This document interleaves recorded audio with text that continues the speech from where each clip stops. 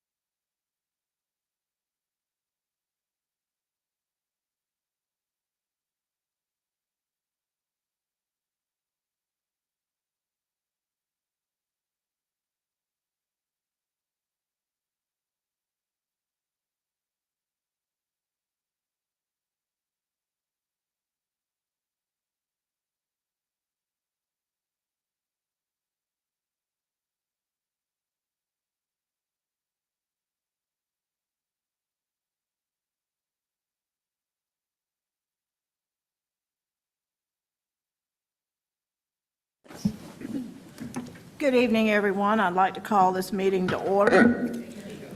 Our September the 23rd, 2024 meeting. And we welcome everyone here tonight and those that are watching at home. We will start with our public charge. The Orange County Board of Education pledges to its citizens to conduct its business in a courteous and productive manner, showing respect for fellow board members, staff, and citizens. The board asks its citizens to conduct themselves with the same courtesy toward both school personnel and each other. A moment of silence will be observed before each meeting. In addition to the moment of silence, the board will recite the Pledge of Allegiance. The board asks that you check your cell phones and other electronic devices to be certain that they're either turned off or on vibrate to avoid interruption of the meeting. Okay, if we can all stand for the Pledge of Allegiance. I pledge allegiance to the flag of the United States of America and to the republic for which it stands, one nation, under God, indivisible, with liberty and justice for all. Thank you. At this time, we will take a few moments for our moment of silence.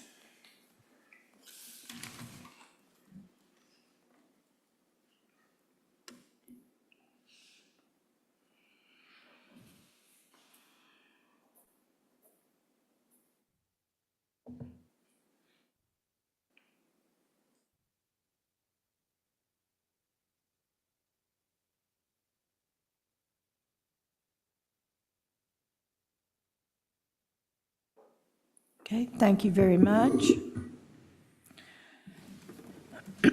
Tonight, we have two recognitions.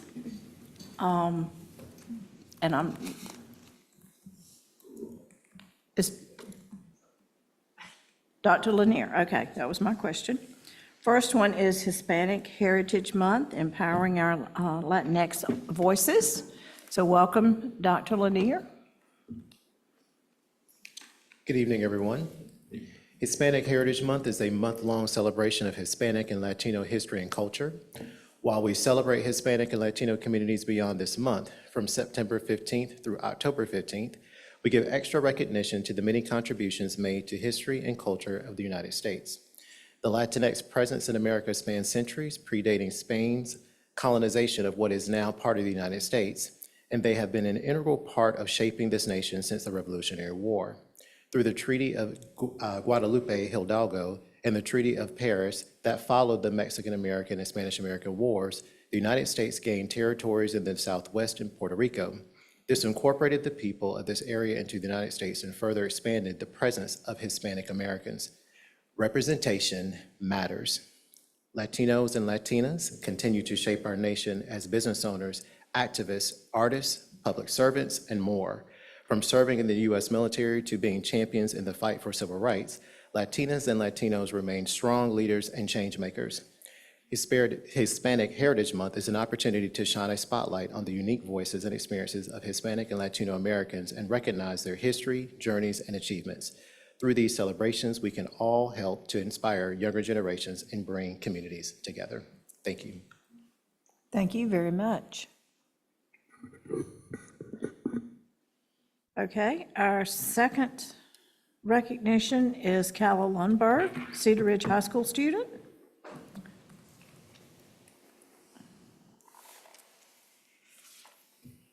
Good evening. Thank you, Board, for recognizing Calla tonight. We just want to say thank you. Cedar Ridge has one of only 10 SAC advisory councils in the state of North Carolina at a high school level right now. We have 18 members in our local school student athletic advisory council. All 18 students have a GPA of 3.5 or above. 11 of those student athletes have a GPA of 4.1 or above. All athletes are multi-sport athletes and are recommended by coaches and the principal of our school. Calla Lundberg was recommended to be one of the state regional officers for the North Carolina High School Athletic Association, SAC. So I'll let her speak about the SAC. Thank you guys for giving me this opportunity, not only to speak to you guys, but also to speak for my peers. My mom has always said that she wants me to be the voice for maybe those who are not as loud or are too afraid to speak, so I feel like this is the first step in that journey. As a student athlete, we see many problems, like on and off the court, some that I feel like a lot of people may not understand unless they've experienced that themselves. So being able to be a part of SAC has given me the opportunity to speak for them, but also to communicate with them and maybe make them feel like they're not as alone. The privilege of joining SAC brought me so much joy. It's a program that is focused on encouraging athletes to reach their true potential, but also encouraging athletes to help other students reach their full potential. In my short period as a SAC leader, it's only been like 4-ish months, I've been able to communicate with schools' ADs and talk to them about how they can make their programs not so much focused on winning, but focused on helping the individual grow. I've also been able to communicate with other student athletes. I've been able to talk to them, communicate maybe changes that they want to see in our NCHSAA, and it's just been such an honor to be able to meet so many new people from all around North Carolina. We have 2 people from each region. So there's people from the coast, there's people from the mountains. We get to meet like once every 2 months and talk about what we see in our schools, but also talk about, more importantly, what we want to see. Only 4 months, but I feel like we've gotten a lot done and there's a lot more to come. We're doing a student athlete summit where we're inviting college players and college coaches to come and join us and talk to a special group of 10 students from the Chapel Hill Carborough schools, the Orange County schools, and the Alamance schools. So we're really excited about that. But more for me, I'm excited to be able to communicate with people like you guys, but also communicate with other students and kind of be that vessel. I also want to give a special thanks to Ms. Sism. She's been able to help me reach this opportunity, but she's also helped me to grow as an individual, and she's helped me really find my voice and help me to help others find theirs. Thank you, guys. Thank you. Thank you.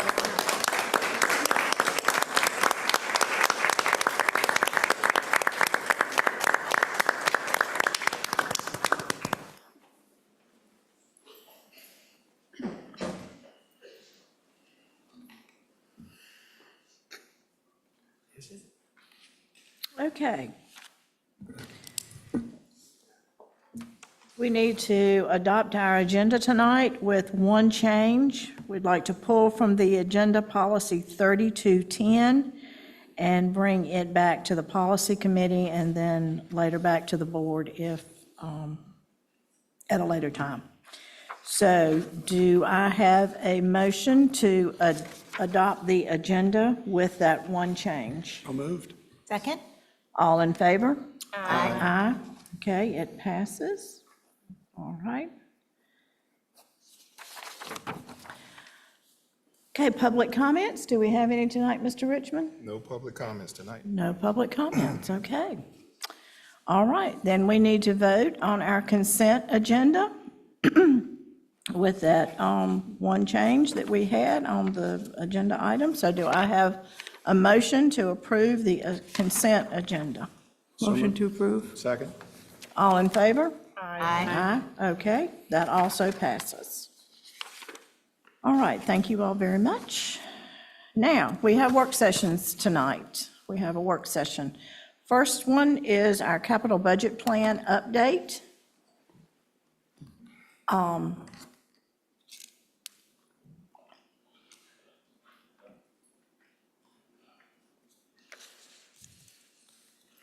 Mr. Davis, how are you tonight? Good evening.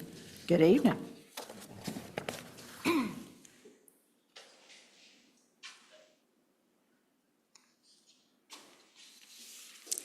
Greetings. Good evening, Madam Chair, Vice Chair, board members, Superintendent Dr. Jones, cabinet members, and the community of Orange County Schools. I am Frederick Davis, Orange County's Chief Operating Officer, and I'm excited to be here.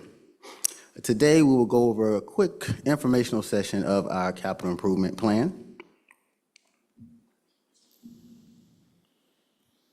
So this evening, we'll be engaging and providing information to what is a capital improvement plan, or CIP as I will be referencing, towards this presentation. As it relates to the funding sources and the projects, I can project, so, can you hear me? Good.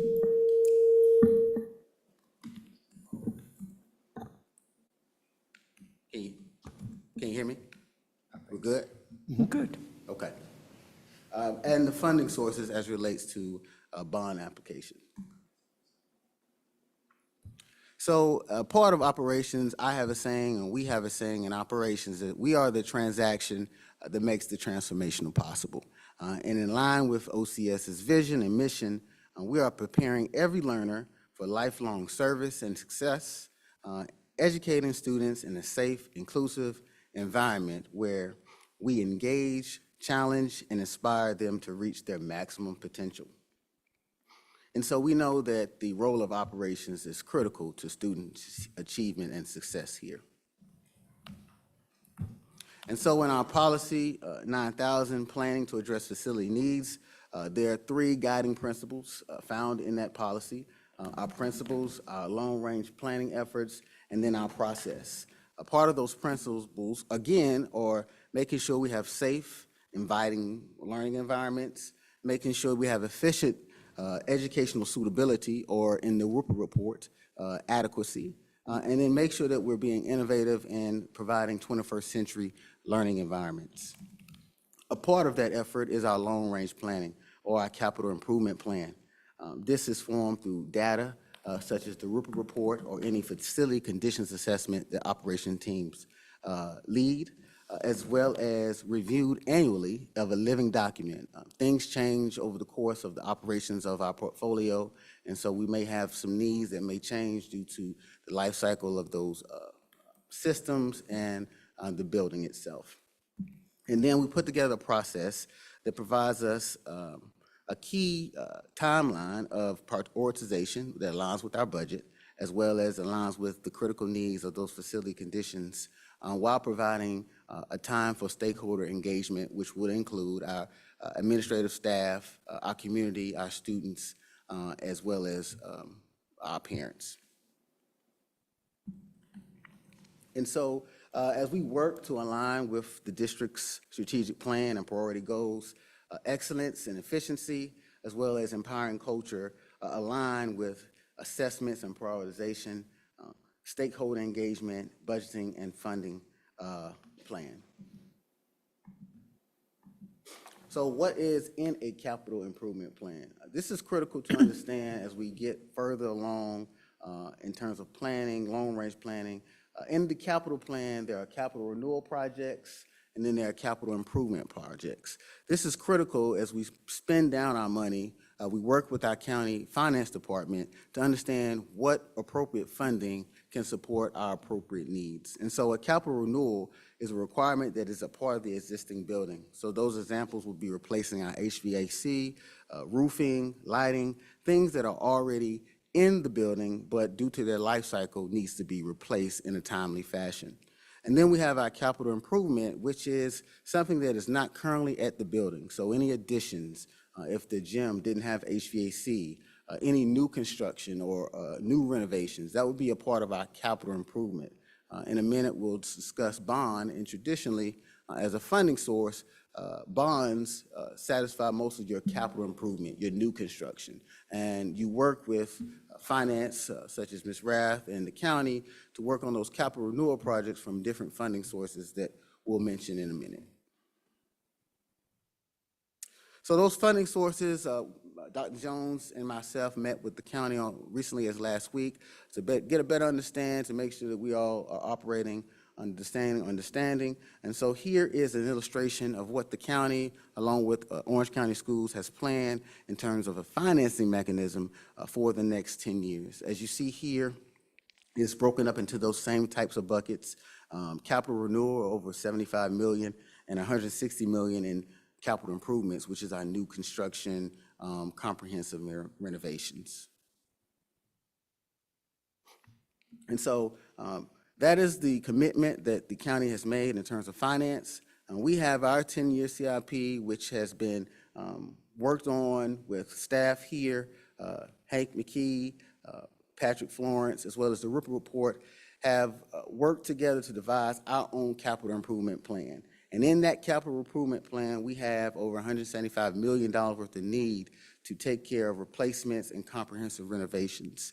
Part of my last organization, we found that it's successful in budget planning to group things in buckets. And so you see here life safety projects, which include ADA accessible, hardware upgrades to many of our door intrusion systems, as well as lighting upgrades in and out of the building. Life cycle replacements includes any of the building envelopes, so windows, roofs, playgrounds. Those are bundled together. And then you have HVAC or IAQ, which stands for indoor air quality, of $6 million for your chiller replacements, boilers, controls, in order to continue the adequate thermal comfort in our facilities. And so currently, based on the information I was able to gather, since fiscal year 2020, we have over $29 million in contracts awarded where we are engaging in planning and construction as a part of our 10-year capital plan. Of that $29 million, $15 million has been spent to date. This is critical as we continue to work with our county partners because the monies that they give us, they don't see the actuals until we ask for the reimbursement. And so I wanted to make it a note that our encumbrances are not fully gathered on the county side, but we are making great strides to improve our portfolio here at Orange County Schools. I put this emblem here because this is kind of our pillars on how we do any projects: time, cost, and scope. Any of those things get out of whack, it messes up our quality, and it makes either more time, more money, or it jeopardizes the scope and the quality that we want to make sure all our staff and students are experiencing. Here are some of the projects that are ongoing now. I just want to highlight, again, I've been here around 10, 12 days now, but I get around fast, and so I'm excited at the work our operations team has done. And let me say, the 13 schools that we have here, kudos to our maintenance and all of our operations team for really keeping things going. So I just want to take a step back to really thank the people that we do have here working very hard. Operations is a thankless job, and so I just want, on behalf of myself, thank them for the work that they are doing. But again, illustrating some of those capital renewal projects that are completing now, roofing projects at Hillsborough Elementary, the tennis and tracks at our high schools. And we do have a new, unique, adaptive playground that's coming online very soon, as well as our HVAC. Some of these projects are back of the house. And so while we get enamored with the new schools and the new additions, these are critical needs that we are fulfilling that continue the life cycle of our building. So just want to let you know that we are moving in the right direction when it comes to our capital needs. So I'll stop there if any questions that you may have, but thank you again for your time. Okay, questions? Mr. Atherton? Thank you so much. Excited you're here to help us look at all of the needs. As you've mentioned, we do have a lot. And one of the things I think we struggle with is determining which we should be planning for a replacement versus, doing the maintenance and updates and, the bones of the building are good. And what number or how do we determine to give headlights to the county to say, here's a building that we see we will need a replacement? Right now, it's basically SAFO, which is when we run out of space, versus, hey, this will cost $30 million to fix, and we can buy a new building or an updated building for 40, right? So, I'm not looking for an answer now, but I think that is one of the challenges. We need to figure out how we get a tool in place to be able to make those assessments, because they do a phenomenal job keeping our schools and, the air quality and all of those things. But I think somehow beyond what the bond's looking at, how do we look at it long-term, to be able to manage it and have it really removed from a subjective lens to here's the objective measurements of how we would do that. So I just wanted to give that feedback of us needing some mechanism to determine that. Thank you. Ms. Smiley? Just a thought building on that idea is that the Wolpert report uses something called the Facility Condition Index, which is essentially a calculation that compares like the replacement cost versus the upkeep cost. And so I don't know if they left us with any calculator and what the inputs are to that or anything. If they happen to leave us anything like that, I think that's that's the way they measure it, and I think it makes a lot of sense. So that may be proprietary information, but if it's not, it could be helpful. So I've requested that information, and as stated in the presentation, the CIP is a living document. And so we use that quantitative as well as the qualitative lens. So having stakeholder engagement, safety and security is most important. Some of our buildings were built in a time that you could walk to school. And so we have to use that lens to gauge our priorities, as well as innovation and 21st century learning. We want to make sure that for the majority of people's adolescence is felt in the classroom. And so we want to bring that into our design and our collaborative efforts when making those decisions about how to prioritize. So. Great, thanks. Ms. Hauser? Yeah, thank you. First, I want to welcome you and congratulate you on Northern High School. I really would have rather listened to hear about that project. It's considered a masterpiece amongst many, so thank you so much for joining us. I had a couple questions. First, I love the $241 million, but just so for everybody's clear, that assumes that's based on a bond that's being put up in front of voters in November, correct? Yes, so the $241 million is a timeline of a variety of different funds, including a bond that the county has set for the next 10 years. So yes, you're correct. Yeah, so, yeah. There's a couple of projects, I don't know if you have the answers, if you got the answers in your last 10 days, but there's a couple of projects that are of high interest to the public. One is the band risers at Orange High School were supposed to be removed, and that project was delayed. The Cedar Ridge High School Ag Barn, which has been waiting for permitting. And I didn't know, honestly, this is, you'll think this, I know they finished the interior restrooms at Orange High School, but I don't know if the field house is done. And is the construction at Central Elementary done, or is there still more work to be done? So those are just projects, very tactical projects that we're doing right now. Just curious what the status is. Yeah, so not to get into specifics, but to the questions, specific ones, the Ag Barn, we just met with our planning officials in the county because it is considered an addition, an impervious surface. We do have to follow the county's mechanisms, but that is in our planning and design. The band risers have been planned. A part of that bucket of funding that we talked about, I've put a hold on any of the new projects until we get a cohesive understanding of what makes a successful project, time, cost, and money. And so those are still on our list, and as I continue to dive deep, we'll provide a comprehensive list of all those projects that have been already approved and appropriate timelines going forward. Thank you. Mrs. Smiley? Just something to add on to the Risers project, which you may already know, but it was before your time. There's a like safety concern there because some of the band instruments are incredibly heavy and students were having to lift them and getting hurt. And so the board was feeling some urgency around the timeline for that one.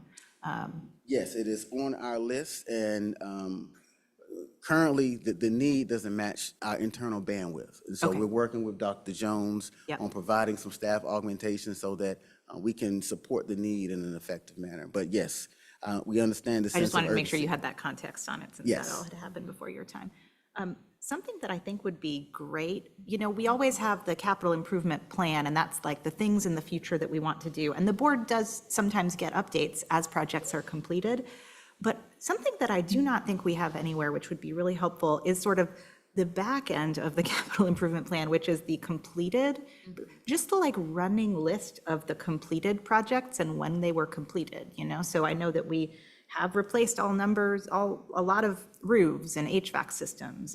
But, it's all been in separate board meeting agendas, and it would be helpful to just have it in one place and sort of when the project started and when it was completed and sort of like a one-liner description. If we could just sort of start something like that so we could get a sense of, sometimes there's like narratives that like the schools aren't using their money or they're not doing the projects, and I have a different sense than that, but there isn't the list, to go back to. So I would find that helpful. I completely agree. I do believe in transparency, and one of the things I'll work with our communications department is to place them in a adequate position on our website so that we can see how money is being spent and the durations it takes for certain projects to be completed, if that's appropriate. Or we could work on providing a time to bring back a plethora of projects to get an update for. Yeah, especially if that bond gets approved, then, that's letting taxpayers know where all that money is going and that we're getting the work done, I think would be great. I just want to ditto that. I think it's a great thought, Sarah. And I really appreciate you taking this kind of brand-new, fresh view of all these projects and saying, is this what we should do? So thank you for that. It's not as exciting probably as Northern High School, but it's really cool for us, so thank you. Anything else? I'd also like to thank you, Mr. Davis. We're happy to have you in Orange County, and we're glad you stayed these 10 days or 12 days that you've been here, and we hope you're Having here. so much fun, I don't really know how many days it's been. We hope you are here for many, many, many more. All right, thank you. Thank you. And I'm assuming that you're going to stay up and talk about the bond update. I am. Okay. A different hat. All right, so bond update. There is a bond on the ballot, and tonight I'm going to give a couple of just high points on the bond and how it relates to our CIP, as we just discussed in earlier slides, presentations.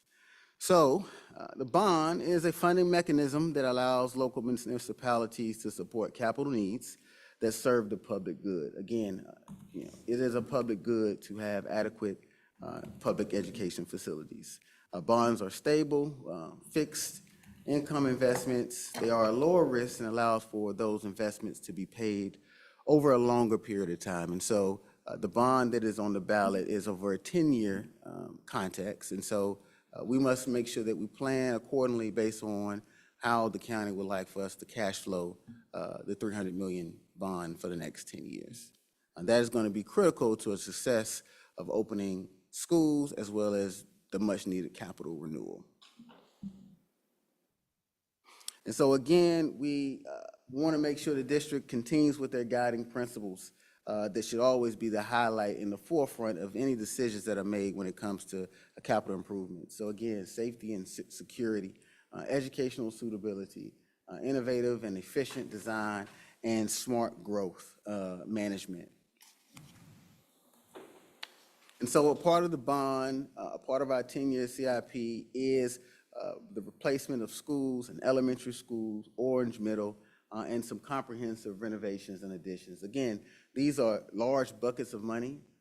As we get knee-deep in approved bond, we'll begin that process that I'll speak in some later slides on project processes. And so it is critical to inform our stakeholders, our community, of how long a project takes and what's in those project buckets. So a total project includes planning and design, which is 10% of the total project budget, construction, which is 80%, which is the majority of the budget, and then 10% is for furnitures, fixtures, any O&M warranty items in the project. So the 10% is the initial gathering of information, design standards, creating RFPs for project management, designers, engineers, permitting fees, part of the community engagement to understand what is going, what the project scope is. That's a part of that 10%. So just rough ball numbers, if we had $100 million on a total project and a community member came up to Mr. to Mr. Richmond and said, thought you had 100 million, y'all only spent 10 million. Well, you would say, well, the project is in design and planning. That way, the narrative is that we're not spending money. The process is that we're taking you through the next 3 years, and I'll show on the timeline of a total complete project. And so if we mirror that in our transparency of where the project is, it would correlate to how much money has been spent to date. And that's a way to communicate to ensure that we are being efficient with the money that was given to us. And then, of course, construction, which for most projects nowadays, high school's around 30 months, elementary around 18 to 24. So you're looking at a 2 to 3 year window of construction timelines, which is majority of your money, which we have spoken with the county and they understand those construction timelines. And thus, if you look at the probability of the cash flow, they've put majority of that money in the year 2 and 3 of the timeline. So it is imperative that we start to become shovel ready. And so when it's time to spend that money, we're ready to spend it in an orderly and timely fashion. And then the last 10% is for our furniture, fixtures, any startup money that's needed to get a school ready to open on time.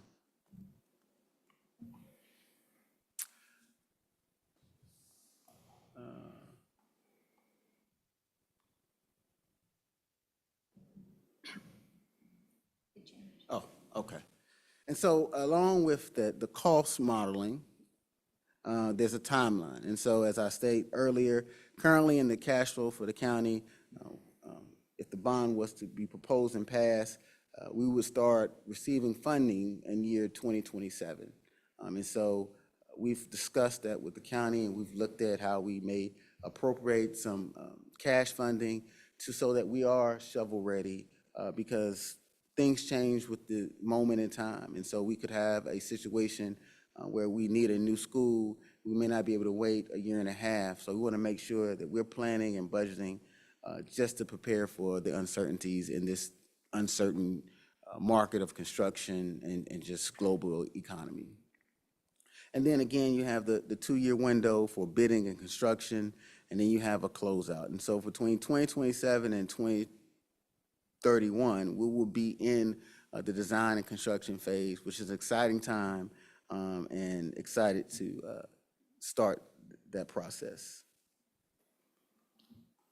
So with that, we'll take any questions that you may have concerning the bond. Ms. Dole? Thank you for this presentation. The different ways presented, there's always like something, new insights to glean from the different presentations. So I appreciate that. And it made me think with the 2 replacement schools and the renovation addition, dividing that up and the 2 replacement schools being the new elementary school and then Orange Middle. And speaking for myself, I know there's a long history of why we have exactly these 3 items, and the commissioners wanted us to have certain items. But anyway, with Orange Middle listed as a replacement school, and thinking about how parts of the school are still, it has a really nice auditorium, for example. If we do replace Orange Middle, if all this moves forward, are there ways to salvage?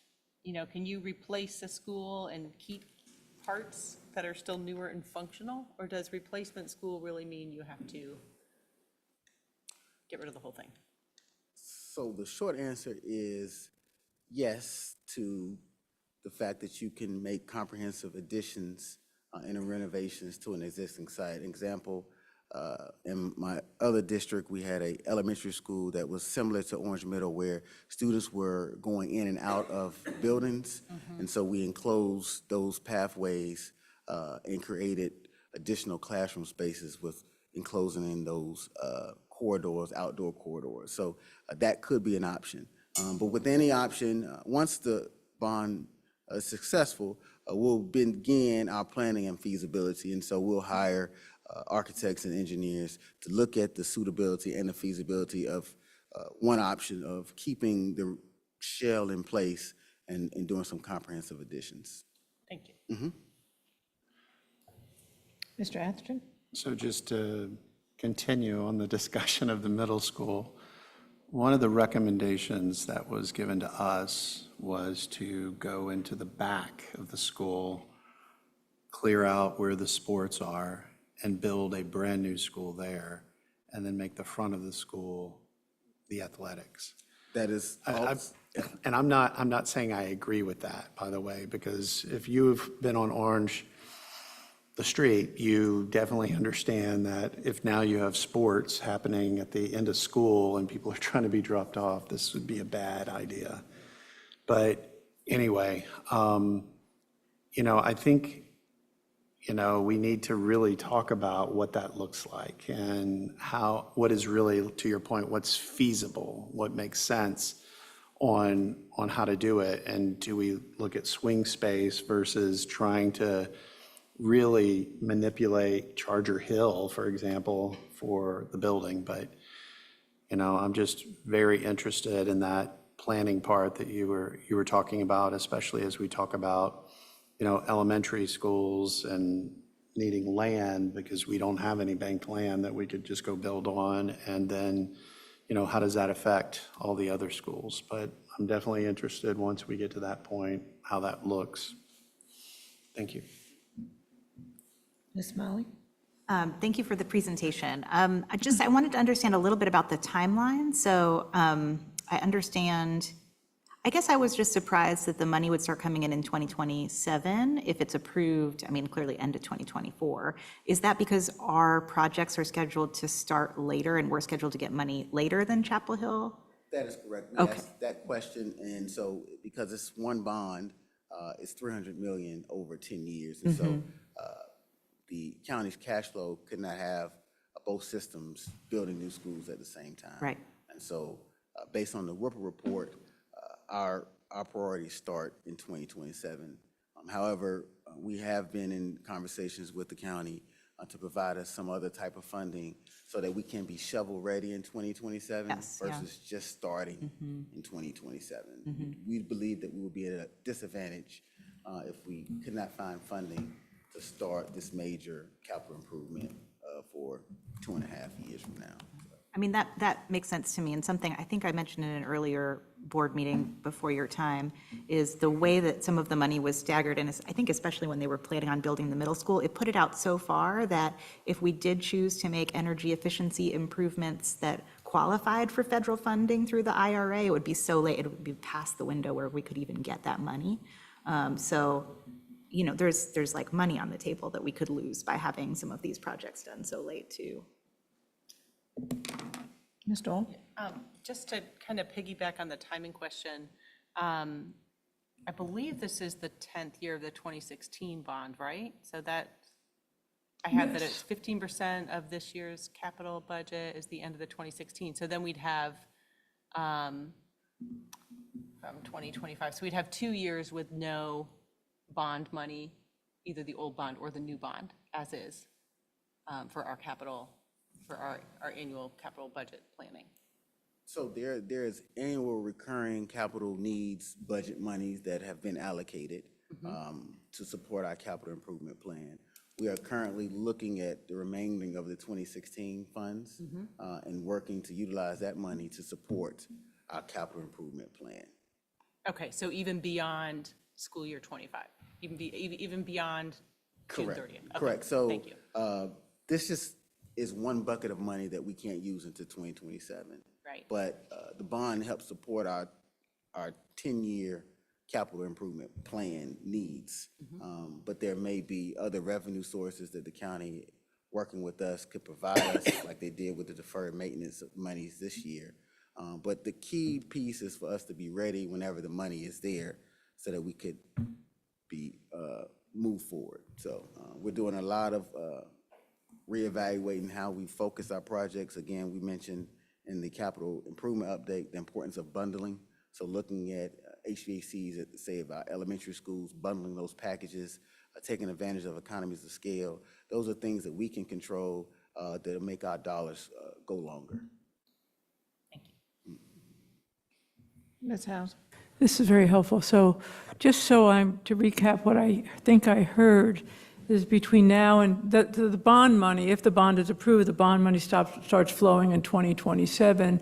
There are other monies, including the PAYGO funds and some others, that we will get between now and then that you'll be able to use to do planning for the bond project. So when the bond 2027 hits, you're ready to go, That's right? That is correct. Very good. I have one other quick question on your, when you say 50 million, or Wolpert, whoever says $50 million for a elementary school, to take your framework of 80% construction, 10% planning, 10%, is that all in the 50 million? Yes, those numbers are total project budgets. Okay, thank you. Okay. Any other comments? All right. Thank you again, Mr. Davis. Thank We you. appreciate your hard work. Thank you.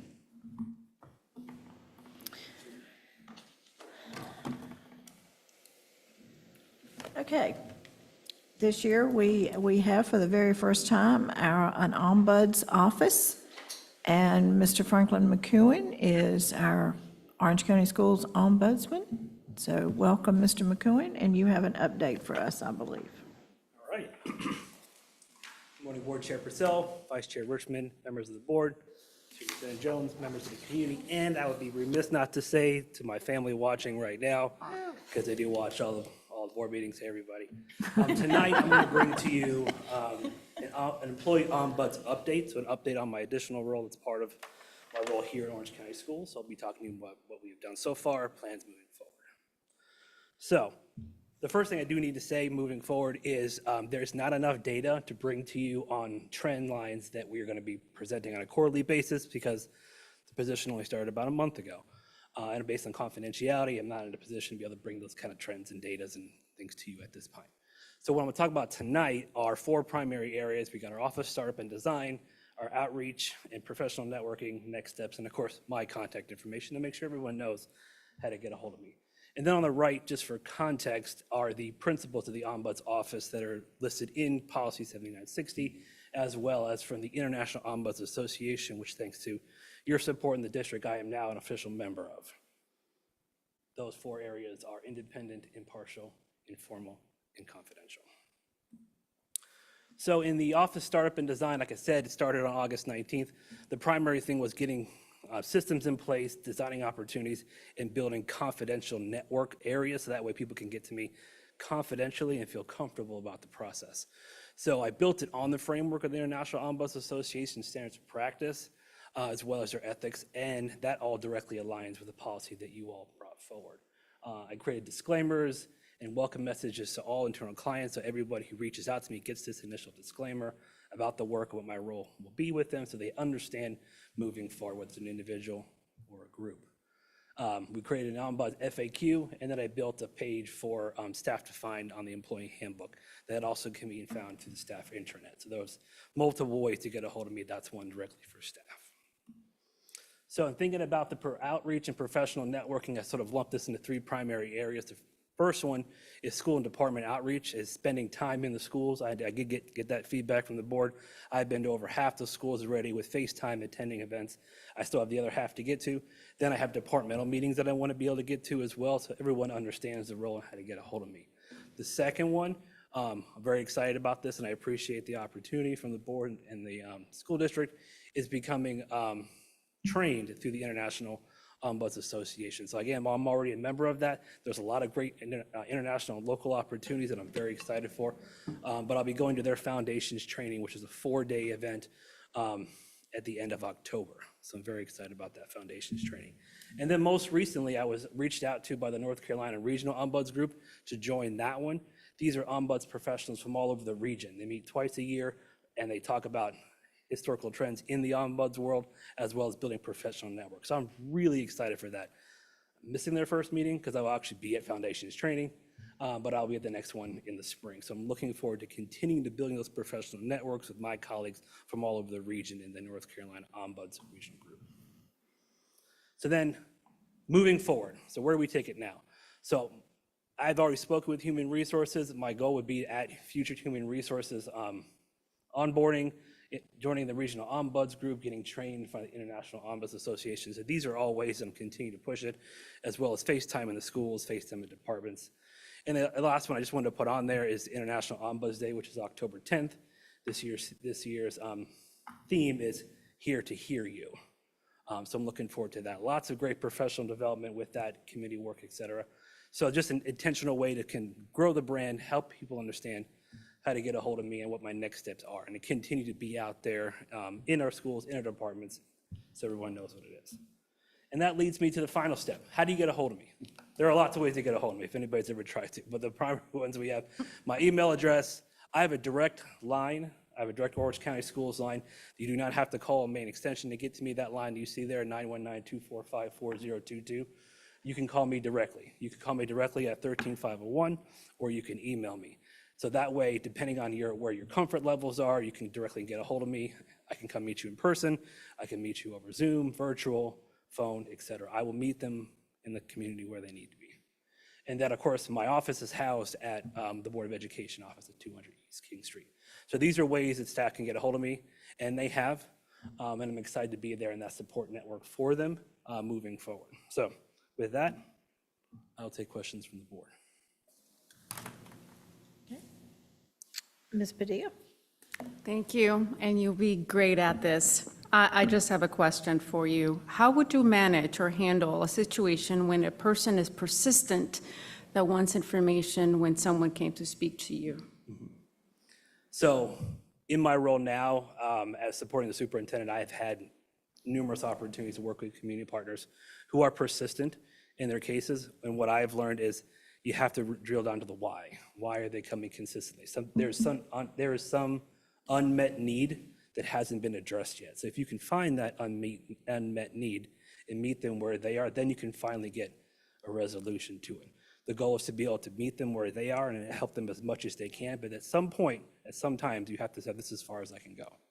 So you have to meet on all of those ones. Find out if there's an unmet need and go as far as you can. I was not clear, but the question is, someone came to speak to you with confidential information, but there's another person that wants to kind of, in a way, meddle in the situation. How would you handle that? My discussions with individuals are 100% private. No one knows about them at all. Okay. No one knows about my meetings.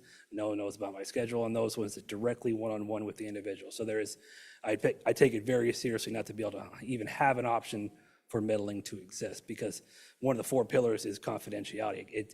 The sole thing that I've learned, and I've had several conversations with Ombuds professionals. One of my professional mentors in college told me about this. It's really building trust. Because if you do not have the trust with the individual you're speaking with, then you've lost the whole soul of what it is. So I do not create even a chance for that. An individual conversation is confidential in and of itself. Did that answer your question? Yes. Okay. I think, Ms. Smiley, you had one, then I'll get Ms. Hauser. Sure. Thank you, Franklin. I'm excited that you're doing the work in the district, and hopefully as more and more people learn about your role, they will continue to contact you. Something that struck me is that the Ombuds Day might be a good opportunity to do like a little bit of internal promotion and reminder about the position and some of those principles of confidentiality and things like that. So it has Ombuds Day, and that, especially with that tagline, like it could just be a good opportunity to send out a message or something. And I appreciate that. And as an area of update, following tonight's meeting, I'll be working with communications on additional information moving forward. We've actually already done like a video with Kevin. So there are things that'll be moving forward. We wanted to have this presentation first and be able to have that, to be able to broaden the communication for the public relations, et cetera. So thank you. Great. Did you, Yes, I can wait till after Bonnie. Yeah, thank you. I'm thrilled that you're doing this, and it's cool that you're going out and working with other groups. As you give us reports, would be interested in things that you're hearing about that are broader trends that are emerging. This is kind of a question for people listening.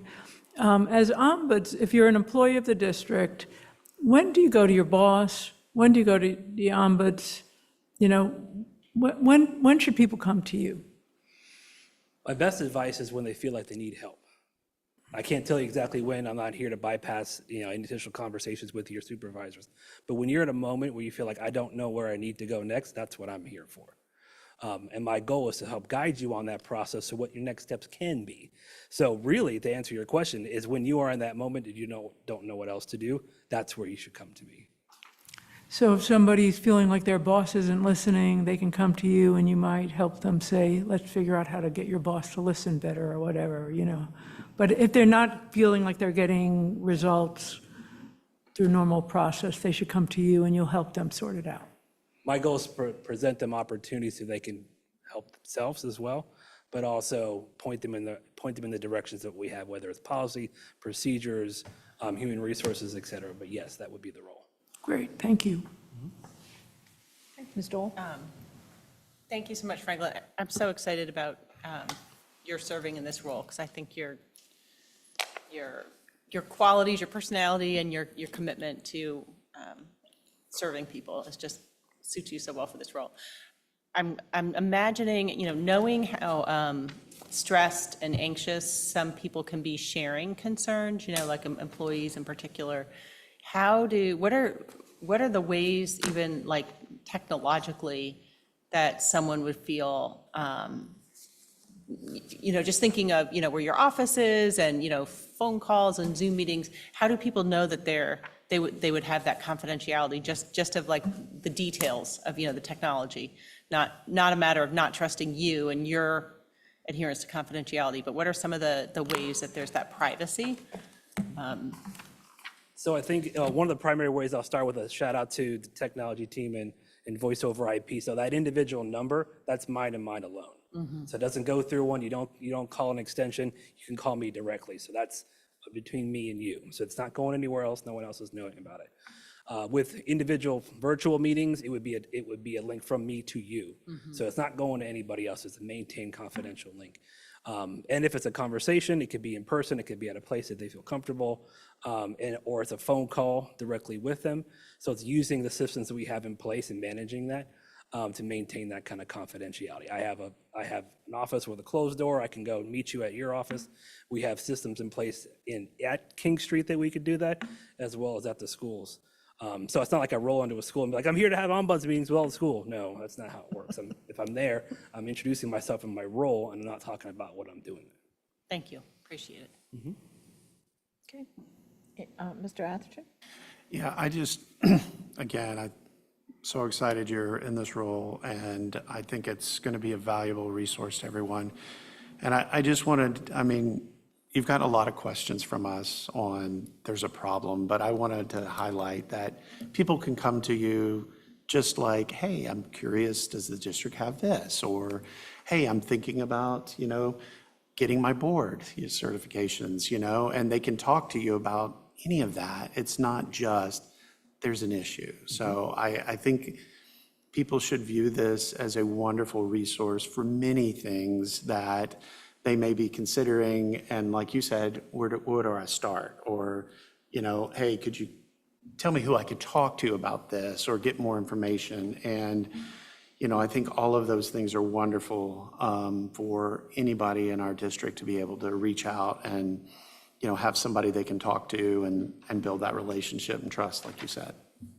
I pride myself on being a resource tool for all departments, for the entire network. I pride myself in trying to understand every single role and responsibility we have, whether they're TAs, whether they're teachers, whether they're chiefs, whether they're child nutrition, whether they're custodians. My goal is to understand all that and meet you where you are and build those relationships, but also be there to support that as well, and feeling comfortable to coming and asking questions. Like that's my role. And I enjoy doing that, being that support network. And like I said, it could be for anything. And that helps to sort of build that trust. One of the things that I've learned from my few professional networks, and I will learn again in foundations training, is that a mantra that's you need to ombuds where your feet are. So this is Orange County Schools. So being an ombuds in Orange County Schools is different than being an ombuds, from where I'm from in Florida. So I need to be able to take that into account for what I'm presenting and providing as a resource for all staff. Yeah, the only other thing I was going to say was, you talked about, working with HR, and I think as we go out looking for new employees, it should be listed up there as one of our benefits. And I think it's a good selling point as well, as you mentioned. I would agree. Thank you. Okay.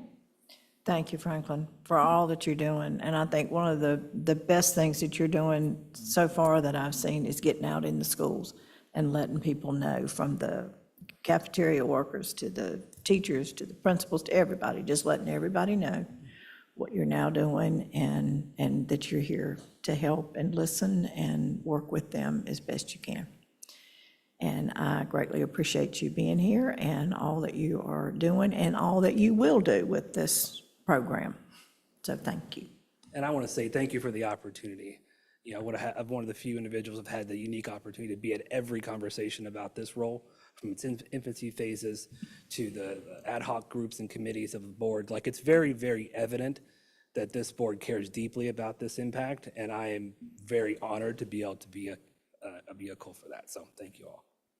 You're most welcome. Thank you. Okay. Get these glasses on. We have an Infinite Campus update from our technology crew.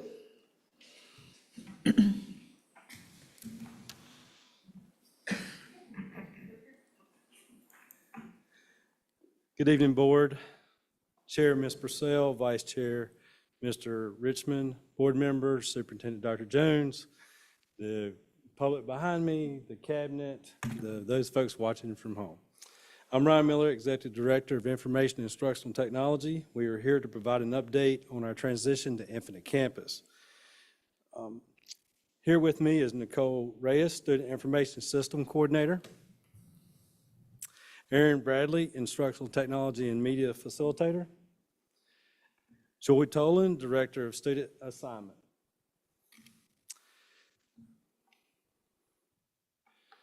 The state is transitioning from PowerSchool, which has been our North Carolina Student Information System, or SIS, since the summer of 2013, to a new product called Infinite Campus. The state is doing this in two groups or phases of PSUs. A SIS consists of all student data listed on this slide and more. As we looked at the pros and cons of each phase and the benefits of being an early adopter and the level of knowledge and experience of current staff in the district, overwhelmingly favored being part of phase one. Within the group behind me, a member or two have done this before. For one long-toothed person, this is their fourth student information management system and their third conversion in a leadership role. Some of the other pros will be addressed in a few minutes, such as the parent portal app and a new registration system that we have with Infinite Campus. There were 120 PSUs that started this last spring with the conversion to Infinite Campus. Here's a map that represents those participating. There's approximately 200 more PSUs that will be going through this in phase two, which will actually get started sometime in December of this year.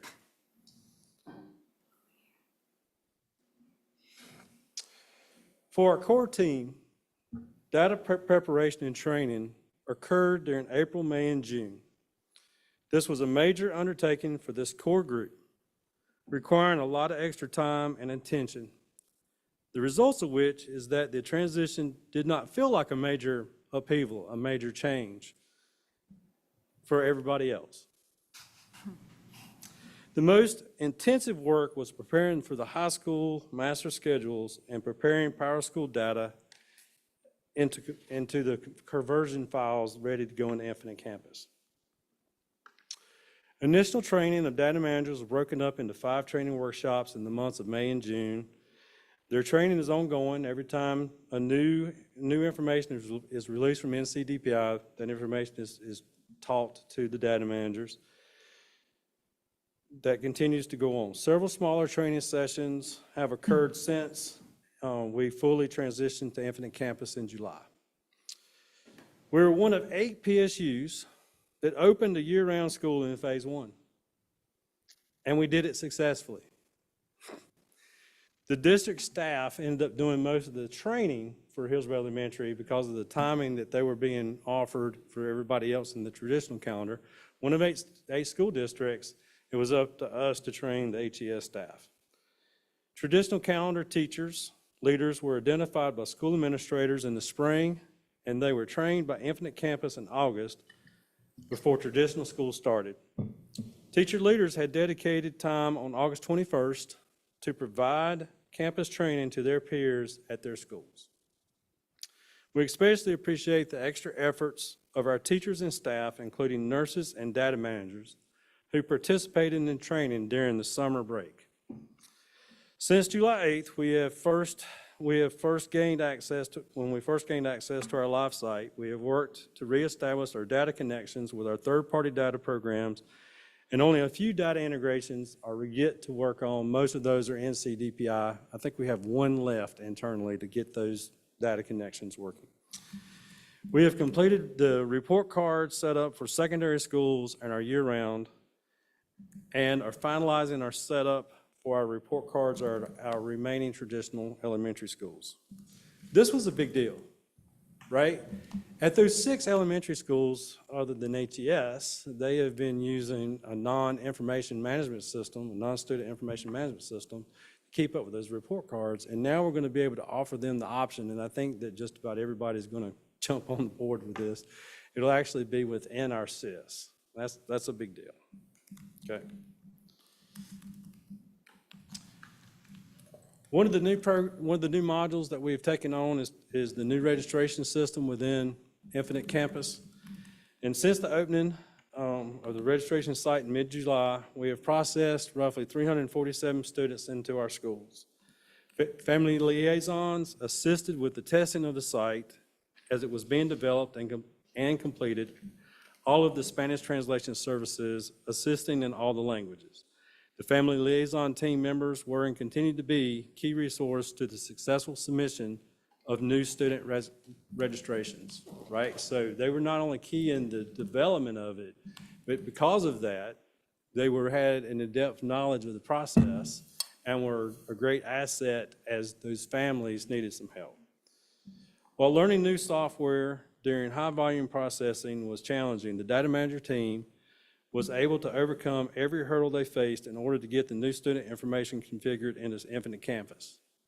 As a result, their hard work and support by the project management team, all of our new students were added to bus routes, class lists, child nutrition services, and our communication systems having a phone number and an email address to make sure that we could send them information.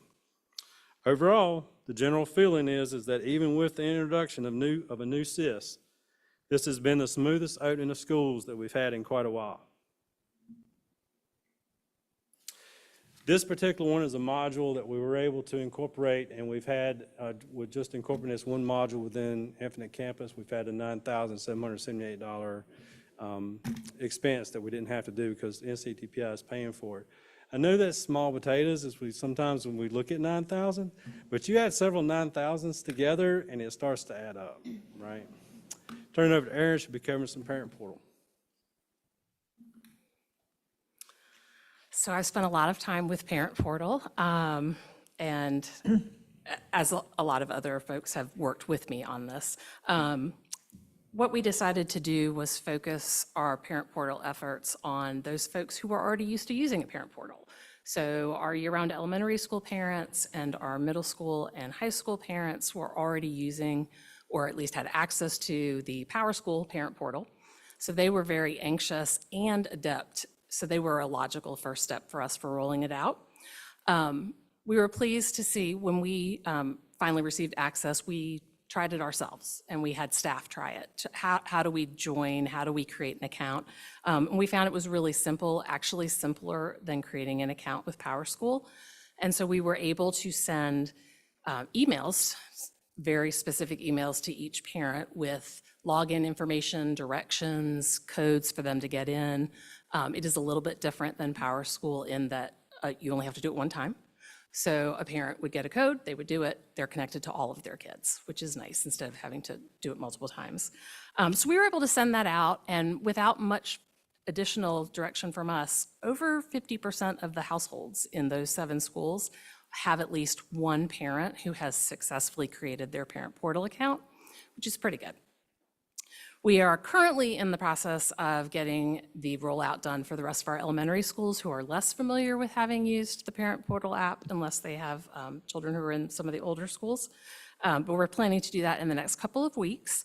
And one of our goals is that once we have that done, we can roll out an annual update offering to the parents through the app so that they can go ahead and, check and make sure, do we have your phone number correct? Do we have the right email address? Do we need to change anything and update it?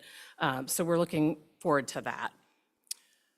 We did want to share a couple of screenshots because one of the things that people have asked is, what does this look like, right? They want to know. Full disclosure, this is not exactly like ours. I did not use our own personal student data to do this, so I grabbed screenshots from Infinite Campus. This is not 100% reflective of what our app looks like, but it's pretty close. One nice thing about the app is that it looks the same regardless of if you are looking at it on a laptop or if you are looking at it on a cell phone or an iPad or something like that. It works the same way, it functions the same way, and it's oriented the same way. On the left-hand side, there is a menu. What is in that menu will vary as we bring new modules from Infinite Campus on and we are able to offer them. The menu will grow, but it is on the left-hand side for folks to navigate through. And includes some features that we're planning to incorporate, but that we don't want to roll out until we're certain that we can do it well. So they're there for us to start testing them out. And we've definitely had some folks who are interested in being the schools that test things out for us, which is helpful. The main area of the screen includes information about your child or children. With their pictures, as we get new pictures, they'll be updated in there. It also has links to the school websites right from the app. There is an inbox where we send messages right from Infinite Campus, and so the inbox is right there for a parent to look at. In the upper right-hand corner, there is a place for parents to toggle between their students so that they can look more in depth at information.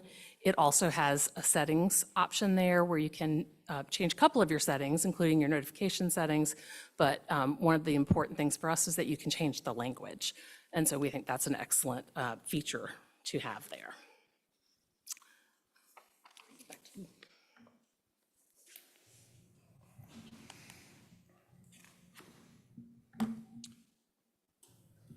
On September 9th, Orange County Schools was officially transitioned from our fabulous Infinite Campus implementation team to regular support.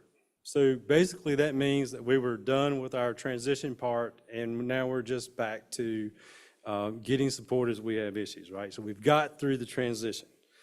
I'd like to share that our Infinite Campus team spoke highly of the Orange County Schools implementation, frequently saying, we were top tier for our dedication to our transition, asking questions early that facilitated a successful move. Our Infinite Campus implementation leader, Lauren Johnson, has recommended Orange County Schools as a campus transformer district with Infinite Campus. Campus transformers are a community of lifelong learners who are passionate about education technology. They're committed partners in helping Infinite Campus transform K-12 education, and their knowledge and feedback help shape product development. Transformers are innovative leaders who share, learn, grow from one another. And I did check that name 3 times because transformer means something different for me. Okay? I'd like to take a moment. I want to take this opportunity to acknowledge and provide a huge thank you to that folks back there. Their countless hours of work for the past several months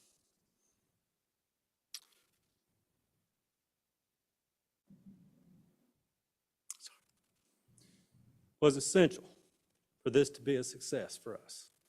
So let's thank them.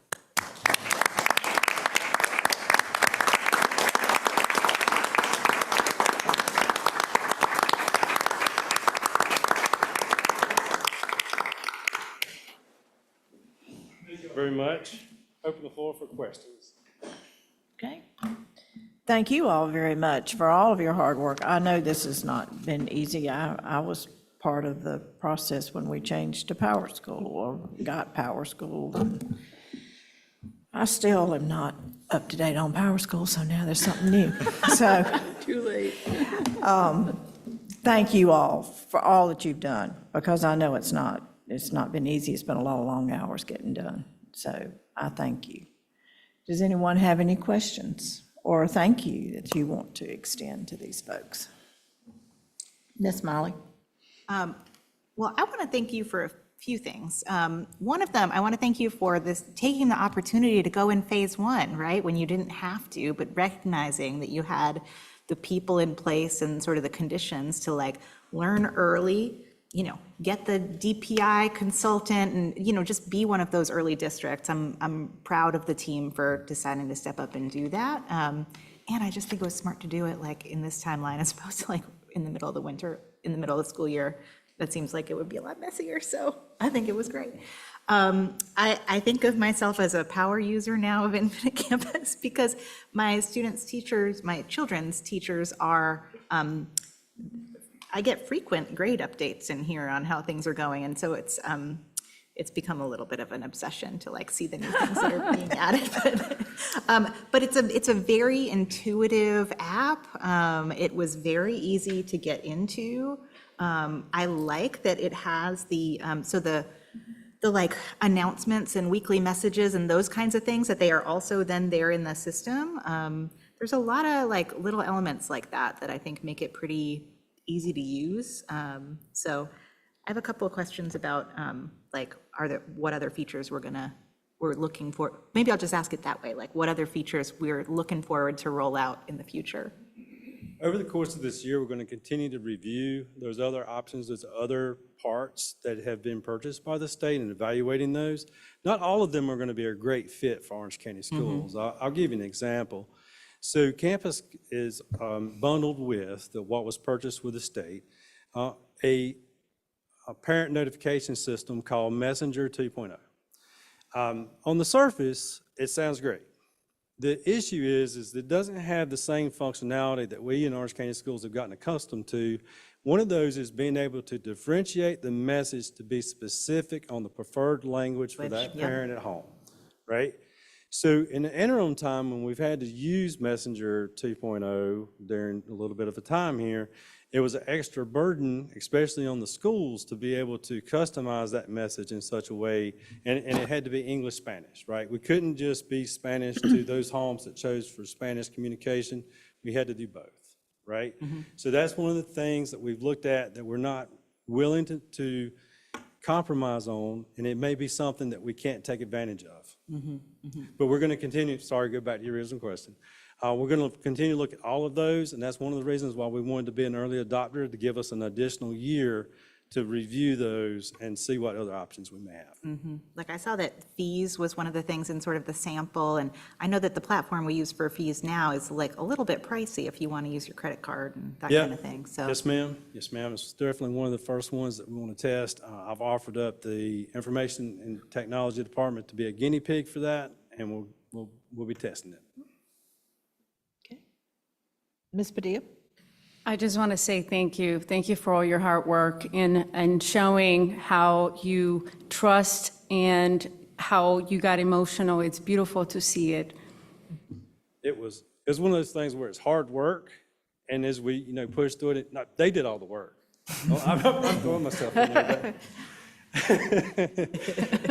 But you know how it is when you get on the other side, right? I knew that we would eventually get to this day. Now, we're almost there as a team. I certainly think by the middle of October, Thanksgiving, it'll be a different mood within the department. But yeah, we've gotten past the heavy point, I think, and so it's emotional release. And Well, thank you for showing that you are human. Ms. Hauser? Yeah, I also just want to say thank you for this. And I love the logical approach. I didn't realize about starting with the secondary schools first and then go, that's really smart, obviously. One of the things you left out was Miss Bradley showing up at Parent Academy last week and actually doing tech support for parents and answering the hard question. I really appreciated that, and that made a huge difference for our families. There is a question that's come up, and that's apparently teachers are not consistently putting data in Infinite Campus or Canvas. So I'm just curious what we're doing to get everybody on board to do it the way it's supposed So one of to. the things that's important for us is just to make sure that the functionality is there, that as teachers are putting grades into Canvas, that those automatically get synced to Infinite Campus. And that's what we worked on. That's definitely in place. It is some specific criteria that has to be met as the teacher creates those assignments within Canvas to sync within the Infinite Campus. So that's there. Is when you get to that functionality or that level of the teacher being responsively quick with grading, that's more of a school level, principal type of work. And that's something that the parent should go back to the teacher to or the principal within that building. Great, thank you. Anyone else? Mr. Atherton? Just wanted to say thank you all as well. Obviously, technology, I'm glad to see we're on the front end of this. I think one of the things that y'all highlighted that is really exciting is the parents being able to update their information without sending home the folder with all the files you need to fill out, paperwork, and send it back. And I've heard parents forever ask, hey, why do I have to fill out this form in every grade level when it's the same family? So I'm excited to see how that transition occurs and, have it real time for people to have access. I was curious, do you know if at some point the volunteer tool will be mixed in with this at some point, or will that be kept separated? None of the team is aware at the moment of any of the functionality within any of the modules that the state has Okay. purchased that would give us any volunteer resource program to replace something we may or may not have at the moment. So we're not aware of anything. Thank y'all. Yeah. Yes, ma'am. The question about the Canvas and the Infinite Campus, so broadly speaking, I'm like getting my grades in Infinite Campus, it's awesome. If, I see as a parent, like, for this particular class, there's a bunch of grades coming through in Canvas, but they're not making it over to Infinite Campus, should I message the teacher about that? Like, what would I do? I would message the teacher first, because it may be simply a matter of they didn't push the button to make it visible. Okay. There is a button they have to push. Okay. For every assignment. They have to choose Each when time it's that they visible. submit it, they have to- Yeah, and they can choose a date, so it could be that they're waiting to make it visible until they finish grading. I mean, some people are really great graders. I was not a great grader, so I didn't want to release scores for the 15 essays I had graded while I had 15 more to do. Yes. Right, so, that could be part of it. If after reaching out to them, they don't know, they'll get to me pretty quickly, and we'll figure it out. Great, thanks. Mr. Richmond? And I want to say thank you as well. I know how tough it is to be in IT. I've seen your work, and to work with this particular program and then also have to deal with other cyber issues, I'm sure that can be very challenging. But thank you so much for all that you do. And I'm sure this program is a lot easier, being the fact that everything is right there together, because I remember having to go in and go to a different site to pay for add money to my son's school lunch. So being able to do all this in one location, I'm sure will save us a lot. Yeah, it's got some potential. We'll see. All right. Thank you all very much. We greatly appreciate you. All right, we have come to the end of our meeting. Does anyone have anything else before we adjourn? Motion to adjourn? Second? Okay, all in favor? Aye. Okay. Have a great night, and thank you all.